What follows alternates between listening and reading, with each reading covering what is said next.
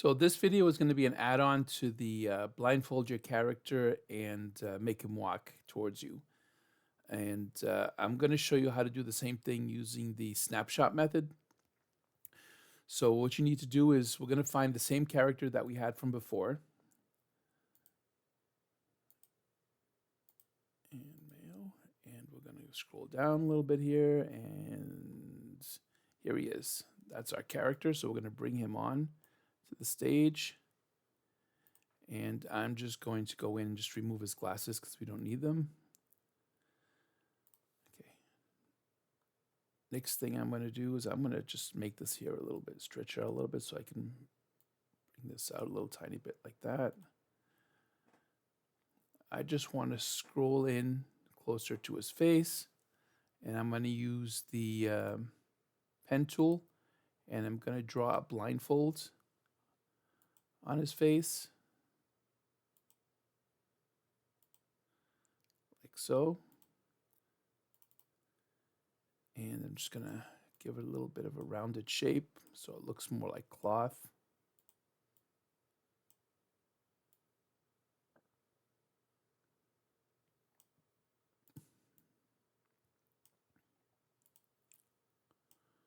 Like that.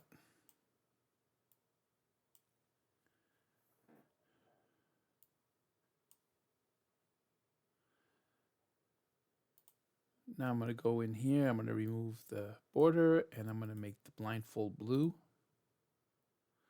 Like that. So now we've got our two parts. And this here, the length doesn't matter because we're going to do something else with it. But I just want to be able to take a snapshot. So now I want a snapshot with him with the blindfold on.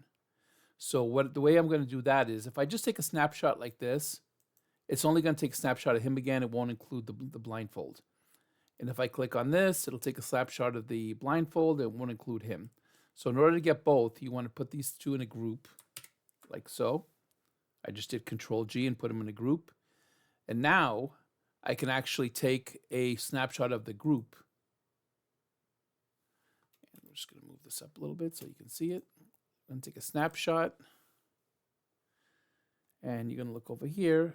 And now you're going to see that we actually have a snapshot of him with the blindfold on. So that's the snapshot with the blindfold. So now we can get rid of him. We don't need him anymore. Okay, so now we've got him. Now, in order to make him move, what I do is, first of all, I'm going to stretch him out a little bit so that you can see the movement longer. I'm going to group him. And the reason why I group him is because I want to use batch animation. The only thing in the group is him, but I want to be able to use batch animations, and batch animations only work on groups. So now I'm going to come in here, and I'm going to say that I want top. So I'm going to put at 5. I'm going to leave it at 80. We'll see how that goes, and we'll put the randomness down to 0 so that he's walking the same all the way through the video.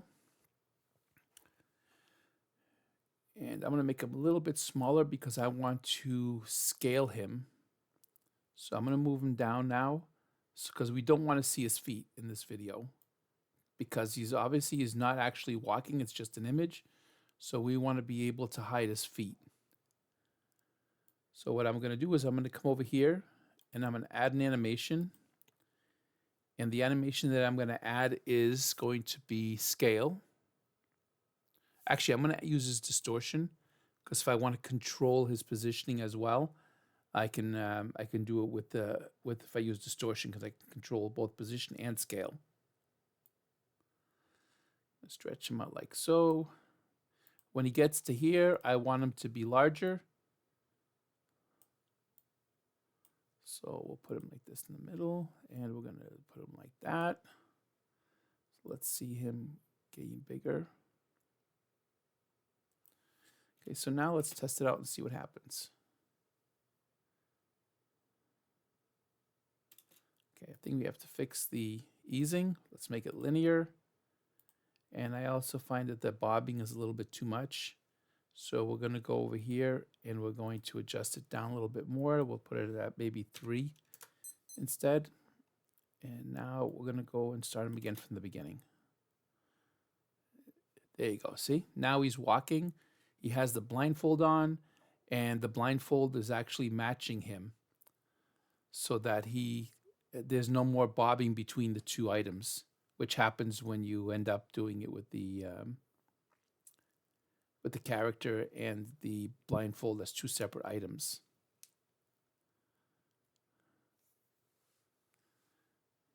And that's all you have to it.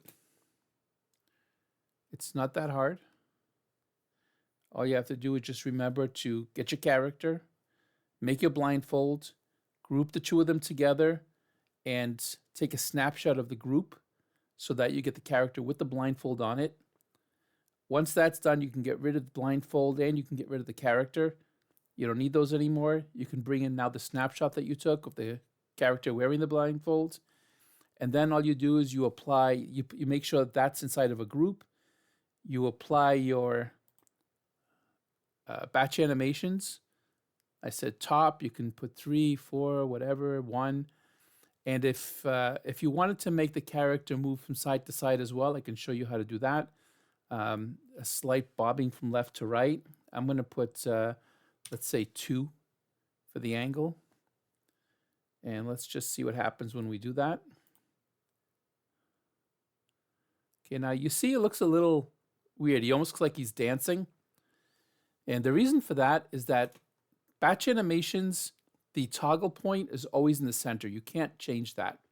But what you can do is you can change where the toggle point is by changing the size of the canvas that it's on.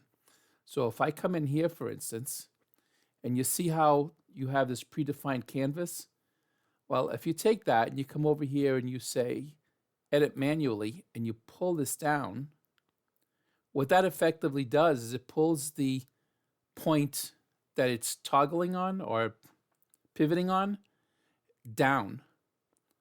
So now let me show you what that looks like when he's walking. You also have to readjust it again because now the position is not the same because you changed the length of the canvas that it was in. So you have to bring it down again, which is not a problem. So now let's do this. See, now he looks more like he's walking because the pivot point is lower. We're still going to pull him down when he gets down to here. He's too high right now. We're going to pull him down here like this so that you never see his legs when he's walking.